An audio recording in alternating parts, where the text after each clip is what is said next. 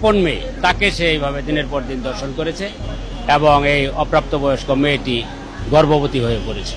প্রথমে এটা বুঝতে পারে নাই, পরবর্তীতে যখন মেয়ে গর্ভবতী হয়ে পড়েছে তখন বুঝতে পারছে যে তার মেয়ের সঙ্গে এরকম একটা আচরণ করা হয়েছে। আসামি রুবেল, ভিকটিম রুবেল। কোন ভাষায় যে এদের গালি দিলে কলিজা ঠান্ডা হবে আমার জানা নেই। আসলে এরা কোনো মানুষ হতে পারে না, এরা কোনো মায়ের সন্তান হতে পারে না। এরা এক ধরনের পশু যাদের কোনো বুক পিঠ নেই। পশুরা কিন্তু যেখানেই সুযোগ পায় সেখানেই তারা খারাপ কাজ অকারণ করে বেড়ায়।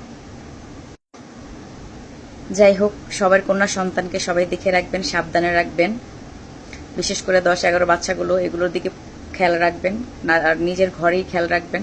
কারণ যেখানে বাবার কাছে মেয়ে সেফ নেই, সেখানে মেয়েরা কোথাও সেফ নেই। সবাই সবার বাচ্চা সন্তান নিজের আয়ত্তে রাখবেন, নিজের নজরবন্দি করে রাখবেন।